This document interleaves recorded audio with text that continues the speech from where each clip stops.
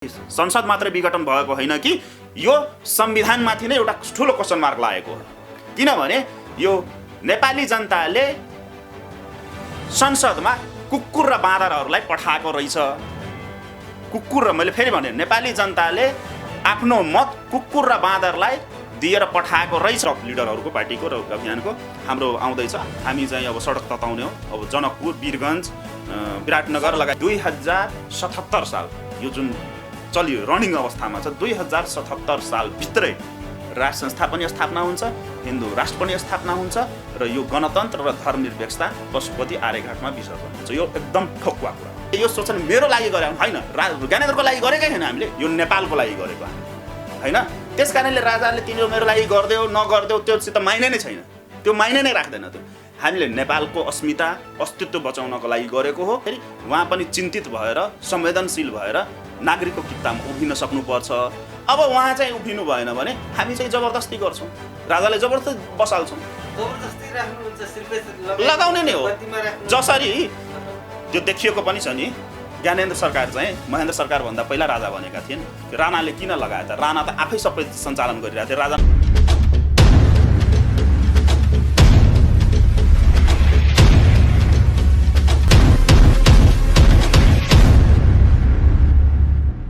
यतिखेर हामीसँग कुराकानीको लागि जनतान्त्रिक तराई मुक्ति मोर्चाका राष्ट्रिय अध्यक्ष तथा राष्ट्र बचाउ अभियानका संयोजक मनोज मुक्ति विवेकजी हुनुहुन्छ।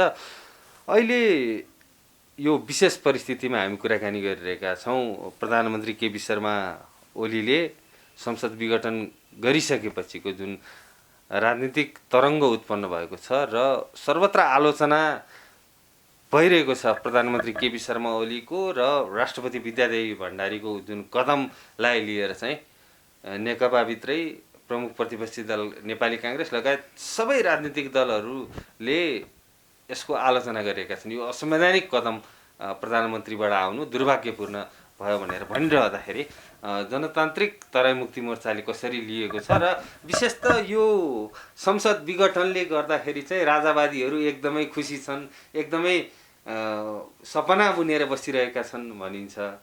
त्यसरी विश्लेषण पनि भइरहेको छ। के छ त वास्तवमा, कसरी लिइरहेको छ राजावादी आन्दोलन अहिले जुन चलिरहेको छ पछिल्लो समय, यो बिचमा संसद विघटन हुँदाखेरि कसरी लिइरहेको अवस्था छ त? यो विषयमा कुराकानी गर्ने छ। स्वागत छ सर यहाँ। धन्यवाद।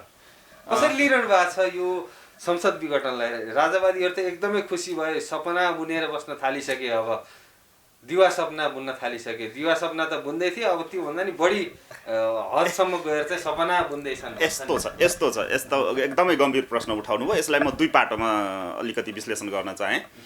सबभन्दा पहिला त यहाँले भन्नुभएको कि संविधान विघटन, संसद विघटन भएको अवस्थामा, संसद विघटन भनेको नेपालको लागि यो नौलो कुरा होइन, यो चौथो पटक भन्नु पर्यो। 2017 सालमा राजा महेन्द्रले गर्नुभएको थियो, त्यसपछि गिरिजाप्रसाद कोइरालाले गरे, त्यसपछि मनमोहन अधिकारीले गरे, त्यसपछि बाबुराम भट्टराईले गरे, त्यसपछि हिजो मात्रै केपी शर्मा ओलीले गरे। अब यसमा दुईटा कुरा छ। सबभन्दा पहिलो कुरा के छ भने हामी नेपाली जनतालाई राजनीतिक हथकण्डा र आफ्नो स्वार्थ सिद्धिको हिसाबले एउटै, मैले अस्ति पनि हजुरको मिडियाको च्यानलबाट पनि अनि अन्य मिडियाबाट पनि भन्ने गरेको छु। के छ भने हाम्रो नेपालमा राजनीतिक संस्कार के भइदियो भने आफूले गर्दाखेरि धेरै राम्रो, अरूले गरिदिँदाखेरि त्यो धेरै नराम्रो अवस्था के छ भने हिजो मात्रै बाबुरामजीले, म त उहाँलाई बोलाहाराम भन्छु, त्यो अनि उहाँले के भन्नुभयो कि यो भनेको प्राप्त उपलब्धिमाथिको हमला हो, निरङ्कुशता भयो, यो सर्वसत्तावाद लाद्न खोज्यो। म तपाईँकै च्यानलले के सोध्न चाहेँ भने सबभन्दा पहिला बाबुराम भट्टराईलाई कि संविधान सभा 1 को जति बेला संविधान सभा 1 थियो त्यति बेला संविधान सभामा सहमति जुटिसकेको अवस्थामा, संविधान सभाको अन्तिम दिन होइन, उहाँ त 2 वर्षको लागि संविधान सभा गराइएको थियो, त्यसपछि पटक पटक थप्दै गर्दाखेरि 4 वर्षसम्म पुर्याइयो। तर जति बेला संविधान सभाको जुन अन्तिम दिन थियो त्यो दिनमा तत्कालीन तथाकथित मधेसवादी भन्छु म, मधेसवादी त नभनौँ तर तथाकथित मधेसवादी समेत तत्कालीन एमाले र तत्कालीन माओवादीले संहिता लगायतका विवादित विषयहरूमा सहमति जुटिसक्दा पनि अचानक आएर संविधान सभा विघटन किन गर्नुभयो त बाबुरामले? कसैलाई नसोधिकन जति बेला संविधान सभाका सबै सदस्यहरूले 12 बजे रातिसम्म संसद भवनमा, संविधान सभा भवन, वीरेन्द्र अन्तर्राष्ट्रिय सम्मेलन केन्द्रमा कुरेर बसेका थिए त्यति बेला संसदहरू, र उहाँहरू चाहिँ अन्तै अज्ञात स्थलमा अदृश्य शक्तिसँग के अरे व्हिस्की र डलरको भरमा मिटिङ गर्दै बस्नु भएको थियो, र कति बेला सहमति पनि जुटेको अवस्था थियो कि अब संविधान यसरी जारी गर्नुपर्छ भन्दै गर्दाखेरि सहमति जुटिसकेको अवस्थामा बाबुराम भट्टराईले अचानक आएर संसद विघटनको, संविधान सभा विघटनको घोषणा किन गरे त भन्दाखेरि म त्यतातिर जोडेँ। उहाँले गर्दाखेरि धेरै राम्रो हैन, उहाँले चाहिँ देशलाई जोगाउनु भयो हैन, सहमतिको कुरामा गर्दाखेरि। तर हिजोको परिवेशमा हिजो जुन केपी ओली, म केपी ओलीको समर्थक होइन, म कटु आलोचना म भन्दैछु म स्वागत किन गरेँ भने एकदमै सही कुरा गरौँ। सबभन्दा पहिले स्वागत गर्ने मान्छे नै मै हुँ। किन गरेँ त्यतै म जोड्दैछु। सबभन्दा पहिला कुरा के छ भने केपी ओलीज्यूले हिजो जुन संसद विघटनको घोषणा सिफारिस गर्नुभयो र विद्यादेवी भण्डारीबाट जुन स्वीकृति दिइयो राष्ट्रपतिबाट, त्यसमा दुईटा पाटो छ। सबभन्दा पहिलो के छ भने लास्ट इलेक्सनमा के अरे गणतन्त्र नेपालको पहिलो आम निर्वाचन भनौँ, आम निर्वाचनमा नेकपा त त्यति बेला थिएन, वाम गठबन्धनले जति जुन सपनाहरू बाँडे जनतालाई 2.5 वर्षको 5 वर्षमा हामीले यो गर्छौँ त्यो गर्छौँ, प्रति व्यक्ति आय $5 पुर्याउँछौँ भनेर जुन घोषणा गरिएको थियो, र यावत कुरा इन्टरनेट फ्री गर्छौँ, या गर्छौँ त्या गर्छौँ, बाटो घाटो नदी नाला कुवा कच्चा सबै विद्युत सिद्युत यताउति थुप्रै भाषण ठोकेका थिए। त्यसको कमसेकम 2.5 वर्ष बित्दाखेरि 50% त तिनीहरूले डेलिभर गर्न सक्नु पर्थ्यो नि, गरे त? मैले त्यो सोध्न खोजेँ। एउटा कुरा। अर्को कुरा, वाम गठबन्धनको चुनावको रिजल्ट भनौँ न, चुनावको रिजल्ट आउँदै गर्दा प्रचण्डले अरूको भूमिमा दिल्लीमा गएर मेरो र केपी ओलीको बिचमा भद्र सहमति छ, 5 बुँदे सहमति छ, आलो पालो, अर्काको देशमा गएर यहाँको उनीहरूको भित्रको कुरा बाहिर गएर किन खोल्नु पर्यो हैन? एउटा कुरा। त लगतै यस्ता 2.5 वर्षमा के देखियो भने नेकपाको सरकारले भनेको कुरा केही पनि डेलिभर गर्न सकेन। यिनीहरू आफैमा कुर्सीमा हानथाप गर्ने। अर्का कुरा कि तपाईँले अब जनादेश प्राप्त एउटा प्रधानमन्त्रीलाई, तपाईँले पार्टी भनेको एउटा भिन्नै कुरा हो, पार्टीले सरकार चलाउने हो हैन, तर तपाईँले एकजनालाई चुनेर पठाइसकेपछि त्यो व्यक्तिलाई स्वतन्त्र रूपमा काम गर्न त दिनु पर्यो नि। तपाईँले डेली त छोड म जान्छु त्यो जान्छु भनेर भन्न त मिल्दैन। भनेपछि त्यस्तो अवस्थामा के गर्छ त प्रधानमन्त्रीले? एउटा कुरा। अर्को कुरा मैले जोडेँ, वैदेशिक चलखेल त्यत्तिकै देखियो नि त।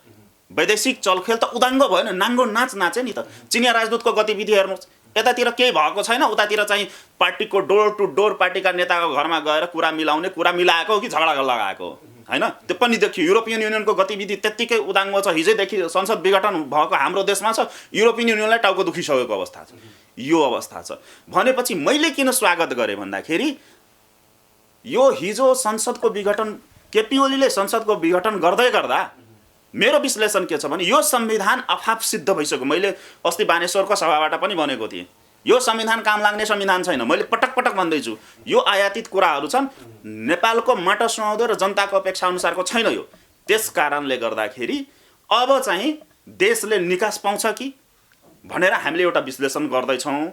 आज पनि हामीहरूको मिटिङ छ हैन, राष्ट्रवादी समूहहरूको थुप्रै सङ्गठनहरूको हामीहरू बसेर एउटा यसको बृहत एउटा डिस्कसन आन्दोलन गरिरहनु भएको थियो तपाईँहरूले। अब सडक त नेकपाकै नेता काङ्ग्रेसकै नेता कार्यकर्ताबाट कब्जा हुने हो हैन, त्यो अवस्था छैन।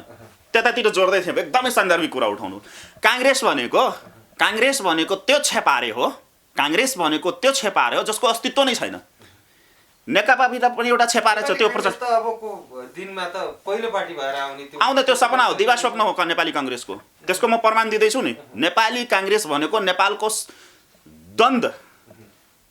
द्वन्द्ववादीहरू हुन्। नेपाली काङ्ग्रेस भनेको सत्ताभन्दा बाहिर 1 मिनट बस्न नसक्नेहरू हुन्। अब अस्ति मात्रै हामीहरूले थाहा पायौँ, अस्तिको मात्रै 3 वर्ष थिएन सत्ता बाहिर। कसले भन्यो सत्ता बाहिर थिए? यदि सत्ता बाहिर भइदिएको भए र नेपाली काङ्ग्रेसले जनताको म्यान्डेटलाई मानेको भए तिनीहरूले प्रतिपक्षमा नेपाली जनताले के भनेको छ नेपाली काङ्ग्रेसलाई? तपाईँहरू प्रतिपक्षमा बसेर खबरदारी गर्नुहोस् भनेर भनेको छ। तर शेरबहादुरको गतिविधि के देख्यो? नेपाली काङ्ग्रेसको गतिविधि के देख्यो? राति बालुवाटारमा छिर्ने, केपी ओलीसित बार्गेनिङ गर्ने। अर्को कुरा, तपाईँको के अरे प्रतिपक्षले भाग खोज्ने हो त? भाग खोज्ने होइन नि। पढानो नियुक्तिमा मलाई मान्छे मेरो मान्छे हुनु पर्यो, चिनानो नियुक्तिमा मेरो मान्छे हुनु पर्यो भन्ने होइन नि। सरकारको राम्रो काममा समर्थन गर्ने, नराम्रो काममा खबरदारी गर्ने प्रतिपक्षको काम त त्यो हो नि। तर नेपाली काङ्ग्रेसको भूमिका के देखियो सदनभित्र? जति बेला भाग पायो चुप्लाएर बस्ने, भाग पाएन भने अनि सडकमा एक दिन झन्डा लिएर प्रदर्शन गरेर यो देखाउने कि हामी छौँ है भनेर। अस्ति मात्रै के भने नेपाली काङ्ग्रेसका प्रवक्ता, हामी महेन्द्रलाई बम हानेरको पार्टी हो, होइन? त्यसको मैले विश्लेषण पनि गरेको थिएँ। त्यसो भए त दरबार हत्याकाण्ड त काङ्ग्रेसले नै गराएको भन्न पनि मिल्छ नि त। अवस्था यो छ, एकदमै हो नि। अस्पष्ट गिरिजा प्रसाद कोइरालाले ग्रान्ड डिजाइनिङ भनेको शब्द हामीले त्यति बेला त म पनि युवा थिएँ, म पनि लोकतन्त्रको आन्दोलनमा जनआन्दोलन 2 मा सक्रिय भूमिका निर्वाह गरेको व्यक्ति हो। हामीले त्यति बेला के सोच्थ्यौँ भने ग्रान्ड डिजाइनिङ भनेको त कहीँ राजा ज्ञानेन्द्रले नै मार्न लगाएको त होइन। तर अब त देखिँदैछ नि काङ्ग्रेसको नेताहरूको भनाइ, जसले राजा महेन्द्रलाई बम हान्यो, दरबार हत्याकाण्ड हुँदाखेरि प्रधानमन्त्री को थिए त? गिरिजा प्रसाद कोइराला थिएन? त्यत्रो ठुलो घटना घट्दाखेरि प्रधानमन्त्रीले स्वीकार नपाउने यस्तो कहीँ हुन्छ? सम्भव नै छैन नि। त्यसकारण अब त मलाई के शङ्का लागिरहेछ भने दरबार हत्याकाण्ड पनि काङ्ग्रेसको योजनामा, तत्कालीन एमाले र माओवादीको षड्यन्त्रमा र विदेशी शक्तिको सहयोग, समर्थन र सहकार्यमा भएको घटना हो। त्यसकारण म फेरि त्यतै जोड्दैछु। तपाईँले जुन भन्नुभयो कङ्ग्रेस र अरूले रोड कब्जा गर्ने, छैन, जनताले बुझिसक्यो अब। किनभने हिजो अस्ति मात्रै 29 गतेको काङ्ग्रेसको जुन देशभरि प्रदर्शन थियो, तिनीहरूले के भनेका थिए? यो सरकारले डेलिभरी दिन सकेन, यसलाई हटाउनु पर्छ भनेपछि त केपीओले गरिदिएको हो नि त, काङ्ग्रेसलाई भनेकै कुरा गरिदिएको। ठिकै छ, तिमीहरू जाउँ न त, अब अर्को जनादेश लिउँ न त। अनि किन उफ्रिनु पर्यो गैर संवैधानिक भयो भनेर? 5 वर्षसम्म डेलिभरी दिन नसक्ने सरकारले 2.5 वर्षमै छोडिदियो नि त। अब जाऊ, जनतानिर जाऊ, जनतासित म्यान्डेट ल्याऊ, आऊ, होइन? यसमा किन उफ्रिनु पर्यो कि सर्वसत्तावाद भयो भनेर? त्यो एकदमै अनफिट कुरा हो। यो अवसर छ नि, यतिखेर अब चुनावमा सहभागी हुने तपाईहरुलाई पनि अवसर छैन। अब यतातिर भइगयो कुराहरू र अब हाम्रो मुभमेन्ट राष्ट्रवादी मुभमेन्टसित जोडेर हाम्रो तपाईहरु पनि चुनाव लड्नु, जनताले तपाईहरुलाई पत्यायो भने तपाईहरु चाहे अनुसार राष्ट्र संस्था पुनर्स्थापना गर्नुस्। एकदमै तपाईहरुको दृष्टिकोणमा धन्यवाद छ, त्यो भनाइलाई म स्वागत गर्छु। तर त्यसमा दुईटा कुरा छ। सबभन्दा पहिला कुरा के छ भने जुनसुकै शक्ति आए पनि, नेपालमा जुनसुकै राजनीतिक पद्धति आए पनि, राजनीतिक दलको सरकार बने पनि, जससुकैले बहुमत पाए पनि, के देखियो भने नेपालमा जबसम्म यहाँको राजनीतिक सिस्टममा परिवर्तन आउँदैन, हैन, तबसम्म जनताले चाहेको अपेक्षा अनुसारको डेलिभरी दिन सक्दैनन्। अरू किनभने अहिले पनि त दुई तिहाईको सरकार थियो नि, किन 2 वर्ष 2.5 वर्षमै ढल्यो त? संसद नै किन विघटन हुन पुग्यो? अब यहाँनिर मार्मिक कुरा छ। अर्को कुरा कि यो संविधानले जुन 2072 को संविधान धर्मनिरपेक्ष संघीय लोकतान्त्रिक गणतन्त्र नेपालको संविधान 2072 जुनमा हामीहरू अहिले बाँचिरहेका छौँ, त्यो संविधान भनेको देश हितमा छैन, जनताको हितमा छैन। त्यसका थुप्रै प्रमाणहरू छन्। तपाईहरुले भने जस्तै संघीयता खारेज हुने हो, धर्मनिरपेक्षता हटेर हिन्दू राष्ट्र कायम हुने हो, राष्ट्र संस्था पुनर्स्थापना हुने हो भने चाहिँ अहिलेको स्थिति दोहोरिँदैन भन्न सकिन्छ, विगतमा नदोहोरिएको होइन? एकदमै म त्यही भन्दै थिएँ, एकदमै ठ्याक्कै त्यो बिचमा भन्नुभयो, एकदमै त्यही कुरा म जोड्दै थिएँ। अब के छ अवस्था भनेपछि यो संविधान अफाप सिद्ध भइसक्यो, जसको सबभन्दा ठुलो प्रमाण हामीले हिजो अस्तिसम्म त सडकबाट भन्दै थियौँ। हिजो मात्रै केपी ओलीको जुन गतिविधि देखियो नि, त्यसले पनि यो प्रमाणित गरिदियो कि यो संविधान र यो व्यवस्था नेपाली जनताको लागि आफआफ सिद्ध भइसक्यो भनेर। यो संसद मात्रै विघटन भएको होइन, यो संसद मात्रै विघटन भएको होइन कि यो संविधानमाथि नै एउटा ठुलो क्वेसन मार्क लागेको हो। किनभने यो नेपाली जनताले संसदमा कुकुर र बाँदरहरूलाई पठाएको रहेछ। कुकुर र मैले फेरि भने नेपाली जनताले आफ्नो मत कुकुर र बाँदरलाई दिएर पठाएको रहेछ भनेर प्रमाणित गरेको अवस्था छ। त्यस कारणले हामी के भन्दैछौँ भने अब यो संविधान फालौँ। अब आइसियुमा गइसकेको छ यो संविधान। हिजोदेखि आइसियुमा नेकपाको आन्तरिक झगडा र काङ्ग्रेस जसपा, नेपाली काङ्ग्रेस र जसपाको स्वार्थ, वैदेशिक शक्तिको दामवाद र नेकपाको आन्तरिक झगडा, यो 4वटा कारणले गर्दाखेरि 2072 को संविधान आइसियुमा गइसकेको अवस्था छ। र यो देश बेचुवा र देशद्रोही संविधानलाई अक्सिजन दिएर एन्टिबायोटिकहरू दिएर बचाउनु भन्दा राम्रो यसलाई फालौँ, यसलाई फालेर अब चाहिँ एउटा राजनीतिक सहमतिको आधारमा, व्यापक राजनीतिक सहमतिको आधारमा हामीले एउटा अन्तरिम संविधान जारी गरौँ र देशमा रहेका अनिर्णित विषयवस्तुहरूलाई जनचाहना बमोजिम निर्णयमा पुर्याउँ। जस्तै कि जसको एउटा राज संस्था भयो, राज संस्थाको सम्बन्धमा देशले निर्णय गर्न त पाएको छैन, राज संस्था भयो, धर्मको विषय भयो, धर्मनिरपेक्षता त नेपाली जनताले भनेको होइन। तपाईँले संविधान जारी गर्दै गर्दा यिनीहरूले जति बेला जनताको राय लिनको लागि जुन खटाए, त्यसमा मोर देन 90% जनताले राज संस्था र हिन्दू धर्मको पक्षमा आफ्नो मत दिएका छन्, जसलाई बाबुरामको षड्यन्त्रमा, त्यही बौलाहाराम, मैले बाबुरामलाई बौलाहाराम भन्ने गरेको छु, त्यो बौलाहारामकै इसारामा र षड्यन्त्रमा त्यो जनताको अभिमतलाई के गर्यो भने सिंहदरबारको कचराको डब्बामा फालियो र रातारात जारी गरिएको संविधान छ। त्यस कारणले गर्दाखेरि अबको हाम्रो भनाइ के छ भने यो संविधान आइसियुमा पुगिसक्यो, यसलाई भेन्टिलेटरमा राखेर औषधि लगाएर यसमा खर्च गर्नु बेतुकको कुरा हुन्छ। त्यस कारणले गर्दाखेरि यसलाई पशुपति आर्यघाट पुर्याउँ र व्यापक राजनीतिक सहमतिको आधारमा धर्मनिरपेक्षता, संघीयता र राज संस्थाको विषयमा ठोस निर्णय गरौँ। किनभने देखियो नि त, राजा नभएपछि देशमा के वितण्डा हुन्छ, ताण्डव हुन्छ भनेर खुल्ला नाङ्गो नाच कसरी नाच्छन् वैदेशिक शक्तिहरूले भनेर देखिएको छ नि। सीमा अतिक्रमण भएको पनि देखियो, बर्दीमाथि आक्रमण भएको पनि देखियो, 12 बजे राति आएर विदेशका गुप्तचर निकायका प्रमुखले प्रधानमन्त्रीलाई भेटेको पनि देखियो, पार्टीको विवाद मिलाउनलाई पनि विदेशको कूटनीतिक नियोगका राजदूत ल्याएर गरिदिने पनि देखियो।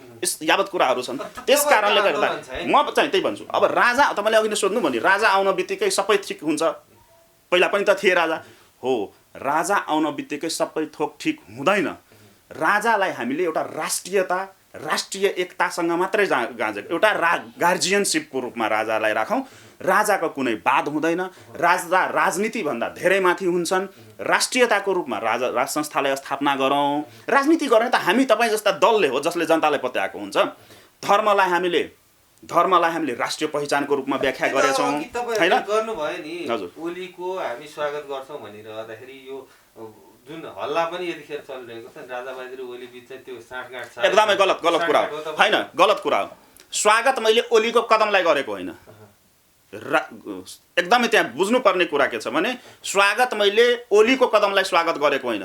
ओलीको त कट्टर आलोचक व्यक्ति हुँ मैले उखान टुक्के पनि भन्ने गरेको छु ओलीलाई। तर ओलीले जुन हिजो एक्सन लिए नि, त्यो एक्सनले कतै न कतै त्यो त राजनीतिक रूपमा हेर्दाखेरि तिनीहरूको आफ्नो किचलोको एउटा प्रत्युत्तर जस्तो देखियो, तर कतै न कतै यो राष्ट्रियतासित पनि जुडेको देखियो के।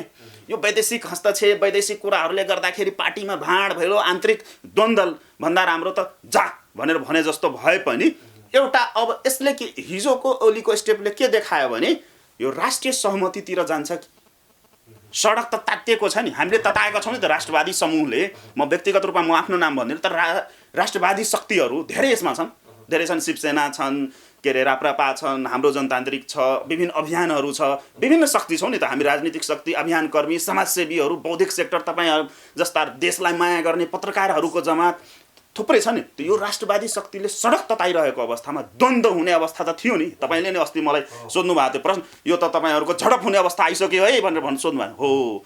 ठ्याक्कै द्वन्द्वको सिर्जना त भएको थियो नि, तर केपी ओलीको हिजोको स्टेपले गर्दाखेरि एउटा सहमति र निकासको वातावरण कतै न कतै सृजना भएको जस्तो देखिएको कारणले मैले हिजो केपी ओलीको स्टेपलाई स्वागत गरेको। अब सडकमा तपाईँहरू कसरी जानुहुन्छ? हामी सडकमा दुई तरिकाले जान्छौँ। हामी वेट एन्ड सीमा छौँ। आज पनि हाम्रा राष्ट्रिय स्तरका जुन राष्ट्रवादी शक्तिहरू छन्, नेतृत्वकर्ताहरू, हामीहरू बस्दैछौँ, होइन? बस्दैछौँ। त्यहाँ हाम्रो विभिन्न एङ्गलहरूबाट विचार विमर्श र छलफल हुन्छ, गम्भीर छलफल गर्छौँ हामी एकदमै। त्यसपछि एउटा हाम्रो कमन एजेन्डा के छ भने पहिला वेट एन्ड सी, पर्खेर हेरेमा छौँ हामी, 1-2 दिन के हुन्छ भनेर हेर्दैछौँ। यिनीहरूको गतिविधि भनौँ न यो गनाउने तन्त्रवादीहरूलाई को गतिविधिलाई पनि सूक्ष्म रूपले हेर्ने र त्यसपछि हाम्रो त गतिविधि यहाँहरूलाई सबैलाई दुनियाँलाई थाहा भएको कुरा हामी सडकमा छौँ भनेर। यदि केही पोजिटिभ पक्ष आयो भने सूक्ष्म रूपमा हेरिरहेको छ नि, कडा निगरानी गरिरहेको एकदमै सरकारको काम हो कडा निगरानी गर्ने, त्यसको लागि केही छैन, आत्तिनु पर्दैन, आत्तिनु पर्ने कुरा छैन। यसमा के छ भने अनि हामी चाहिँ के गर्छौँ भने यदि यिनीहरू सहमतिमा आए र एउटा निकासको वातावरण गयो भने हामी पनि, किनभने कुनै पनि इस्युको समाधान भनेको टेबल टक नै हो, वार्ता नै हो, त्यसरी आए भने हामी त्यसरी स्वागत गर्छौँ न, हामी त्यसरी जान्छौँ।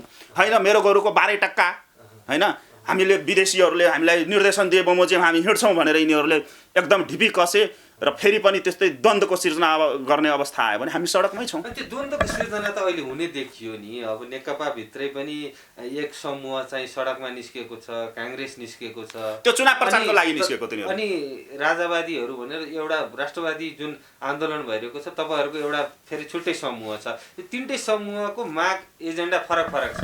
यस्तो छ, काङ्ग्रेस र जसपाले विरोध गरेका होइनन्, तिनीहरू चुनाव प्रचारमा लागिसके हिजोदेखि, त्यो एकदम स्पष्ट भयो हुन्छ। किनभने तिनीहरूको विगत र अहिलेसम्मको जुन गतिविधिहरू देखिएको छ, अस्ति बाबुरामले संविधान सभा विघटन गर्दाखेरि त पनि त उफ्रेकै थियो नि, तर खिलराज रेग्मीलाई ल्याउन बित्तिकै सबै शान्त भएर चुनावमा त गयो नि। त्यही हो अहिले यिनीहरूले के छ भने अब चुनावमा जानको लागि त मुद्दा त चाहियो, जनताले त प्रश्न गर्छ कोरोनाका बेलामा तिमीले के गर्यौ, 2-2.5 वर्ष पहिलाको आम निर्वाचनमा तिमीहरूले जुन हामीलाई सपना देखाएका थियौ, ठुल्ठुलो सपनाहरू होइन, नेपाललाई यो गर्छु त्यो गर्छु भनेर, त्यो के भयो भनेर सोध्छन्। अब त्यसको लागि यिनीहरूसित जवाब छैन। त्यो जवाब नभएपछि त्यो पुरानो कुराहरूलाई थाती राखेर भन्छ नि, त्यो थाती राख्दै अब नयाँ कुरा त भन्नु पर्यो। अनि अब चुनावमा के गर्ने भनेपछि यिनीहरूको कमन एजेन्डा छ, काङ्ग्रेस र जसपाको कमन एजेन्डा र के अरे प्रचण्ड ग्याङ, म प्रचण्ड ग्याङ भन्छु के, ओली ग्याङ र प्रचण्ड ग्याङ, दुईटा ग्याङ छ नेकपाभित्र। त ओली ग्याङ र प्रचण्ड ग्याङ, त प्रचण्ड ग्याङ, नेपाली काङ्ग्रेस र जसपा, यो तीनवटाको कमन एजेन्डा के भयो भने चुनावमा जानको लागि जनताले प्रश्न गर्छन्। अब त्यो जनतालाई डाइभर्ट गर्नको लागि यिनीहरूले हिजैदेखि अब केपी ओलीले सर्वसत्तावाद लाद्न खोज्यो भनेर यिनीहरूको चुनावी एजेन्डा हो। यिनीहरू चुनाव प्रचारमा लागिसके हिजोदेखि। चुनाव प्रचारमा भनेर भन्दा त नेकपाभित्र जुन पार्टी अब फुटको कुरा छ नि, त्यो कतातर्फ फुटिसक्यो नि, हिजै फुटिसक्यो पार्टी फुटिसक्यो। अब नामाकरण मात्रै बाँकी छ। पार्टी त हिजै फुटिसक्यो।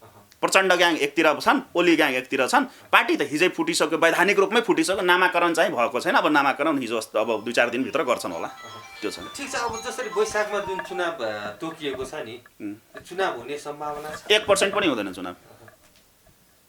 चुनाव हुँदैन। नेपालमा चुनाव सम्भव छैन जबसम्म राजनीतिक निकास निस्किँदैन, यो 72 को संविधान फालिँदैन, राज संस्था पुनर्स्थापना हुँदैन, हिन्दू राष्ट्र पुनर्स्थापना हुँदैन हैन, र यी भ्रष्टहरूलाई जेलमा कोचिँदैन, तबसम्म चुनाव सम्भव छ। 2 चरणमा घोषणा भइसक्यो, हुँदैन। त्यो चुनाव घोषणा गरेर केही पनि हुँदैन। त्यो घोषणा मात्रै भएको हो। चुनाव घोषणा मात्रै भएको हो। मैले अघि नै पनि भने हामीहरू रणनीति बनाउँदैछौँ। 1-2 दिनभित्रै हाम्रो सार्वजनिक हुन्छ गतिविधिहरूको के गर्ने भनेर। मैले त हिजै हाम्रो पार्टीको तर्फबाट हिजै भइसकेको छ। हामी निकट भविष्यमा मेरो पार्टीको जनतान्त्रिक तराई मुक्ति मोर्चा र राष्ट्र बचाउ अभियानको मैले मङ्गलबार र बुधबार, भोलि र पर्सि मैले मिटिङ बोलाएको छु टप लिडरहरूको पार्टीको र अभियानको। हाम्रो आउँदैछ। हामी चाहिँ अब सडक तताउने हो। अब जनकपुर, वीरगञ्ज, विराटनगर लगायतका तपाईँहरूको त्यही देखियो नि, 4000, 5000, 1000, 2000 जना जनतालाई चाहिँ उतारेर हैन। यस्तो छ, त्यो घुर्की देखाएर एउटा निराशा, एउटा कुण्ठा पोखिरहनु भएको छ। हैन, कुण्ठा पोखिएको होइन। त्यो 4000 र 2000 जुन भन्नुभयो नि, सही कुरा हो। राजावादी अभियानमा 50,000 जनता उपस्थित हुन्छन् भनेर हल्ला गरिदिने जनता भ्रम फैलाएर 4000 जना उपस्थित भएको पनि देखियो। हैन, त्यस्तो छैन। यस्तो छ, राजावादी सङ्गठन धेरै छन्, विभिन्न अभियानहरू छ, राजनीतिक शक्तिहरू पनि छ, र जति देखियो नि हैन, कुण्ठा पोखिने होइन। त्यसमा के छ भने तपाईले सबै जतिबदी राजावादी, तपाईले जुन 4000, 2000 को कुरा गर्नुभयो नि, त्यो सबैलाई एक ठाउँमा मिलाउनुस् त कति हजार पुग्न जान्छ। अर्को कुरा, 20 गतेको कार्यक्रमले टार्गेट गरेर तपाईँले भन्नुभयो होला 50,000। अब यस्तो छ, चिसोको महिना छ। हामी अहिले तपाईँलाई नै इन्टरभ्यू दिँदाखेरि मैले के भनेको थिएँ भने हामी एक ठाउँबाट अर्को ठाउँमा जनता ओसार्दै छैनौँ। काठमाडौँकै जनता आफ्नै खर्चमा काठमाडौँको जनता पनि आफ्नै खर्चमा र स्वस्फूर्त रूपले आउनेलाई मात्रै हामी बोलाइरहेछौँ। हामी घर घर गएर हजुर आइदिनु पर्यो भनेर भनेका छैनौँ होइन। त्यतिसम्म हामीले एकदम न्युट्रल र एकदम नर्मली रूपमा प्रस्तुत हुँदा पनि त 20-22 हजार देखिएकै हो नि। 20 गतेको कार्यक्रमलाई तपाईँले हेर्नुभयो भने माइती घर मण्डलादेखि बानेश्वरसम्म र 4 लाइनको बाटो छ त्यहाँ, 4 लाइन होइन बढी थियो।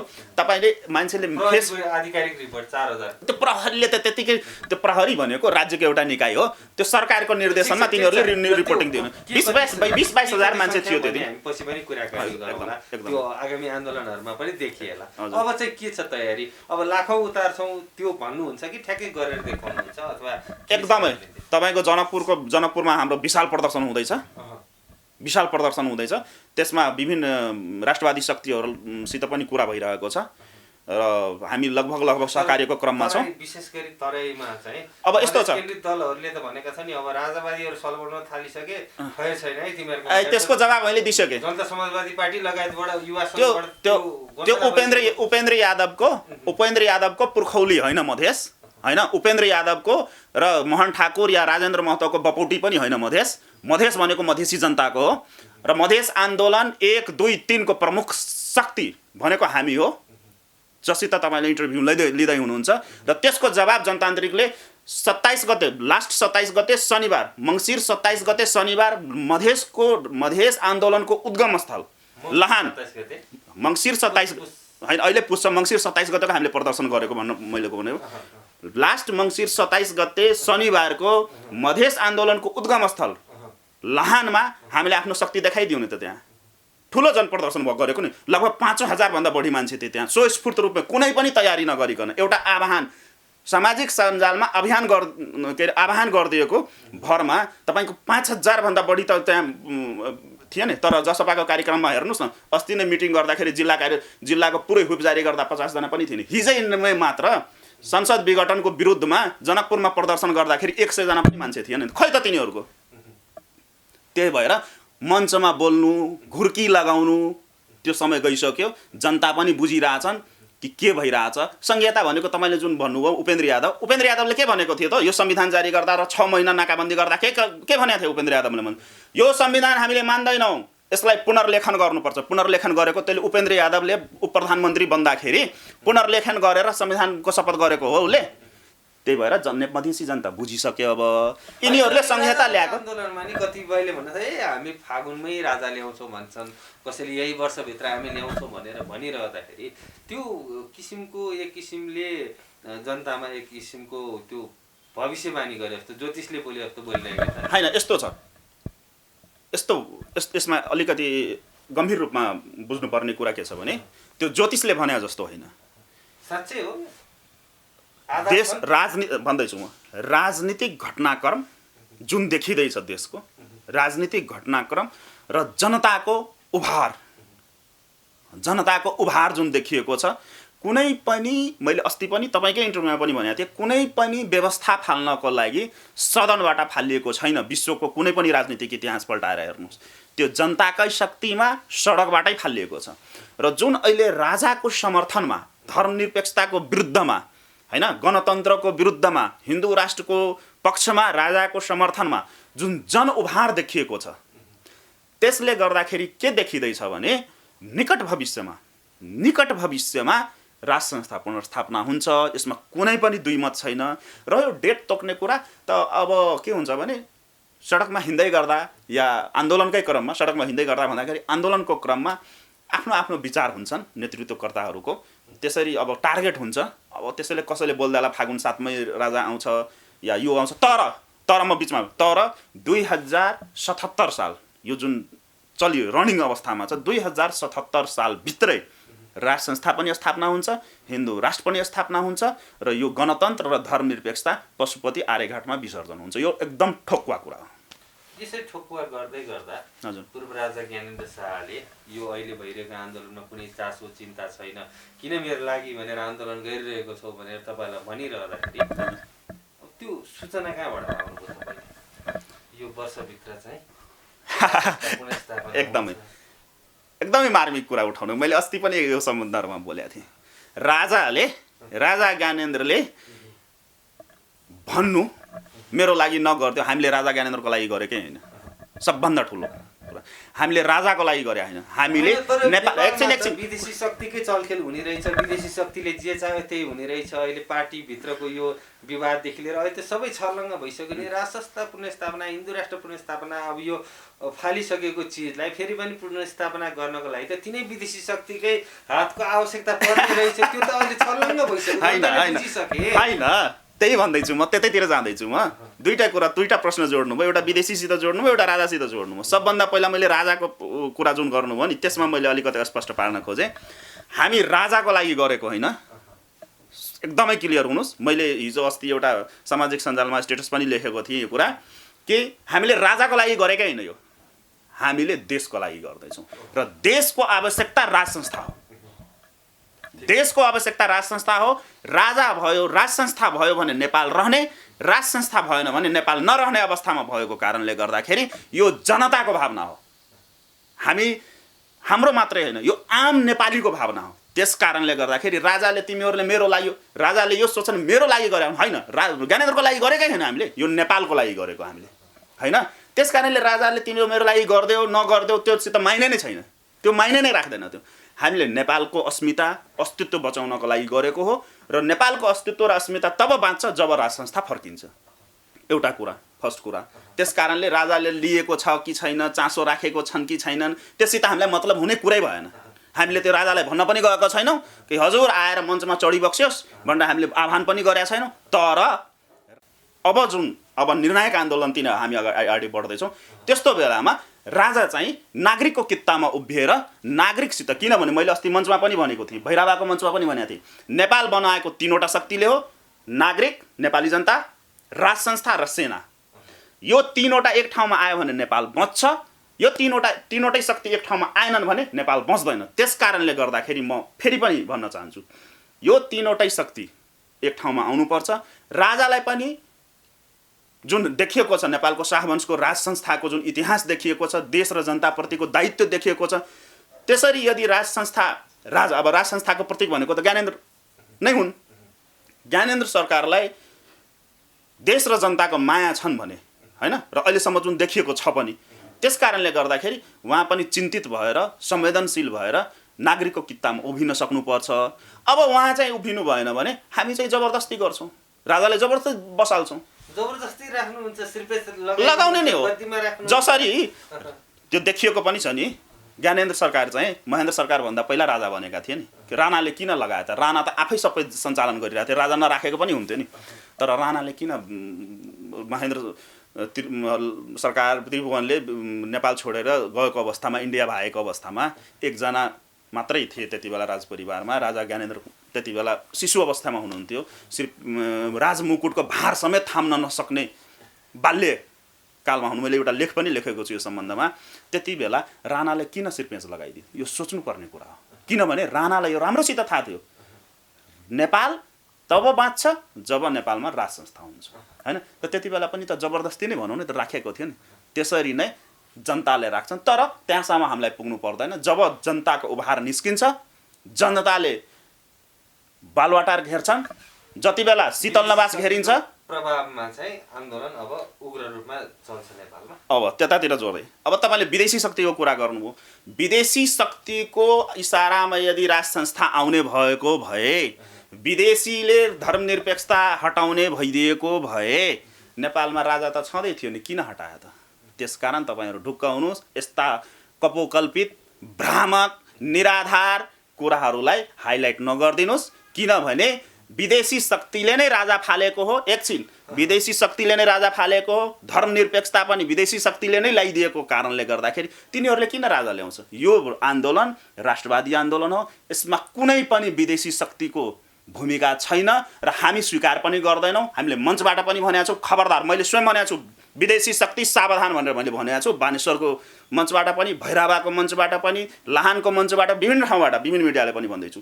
हामीले भनेको विदेशी शक्तिहरूलाई छिमेकी र मित्र राष्ट्रको भूमिकामा बस्छौ भने होइन, मित्रवत सम्बन्धमा रहन्छौ भने ठिक छ, होइन भने हाम्रो आन्तरिक मामिलामा तिमीहरूको कुनै पनि हस्तक्षेप स्वीकार्य छैन। अब राजा आउने भनेको नितान्त नेपाली नागरिकको शक्ति र बलमा आउने हो। यहाँलाई यो समय र संवादको लागि धेरै धेरै धन्यवाद। धन्यवाद यहाँलाई पनि यस्तो गम्भीर समयमा मेरो विचार राख्ने मौका दिनुभएकोमा फेरि पनि धन्यवाद।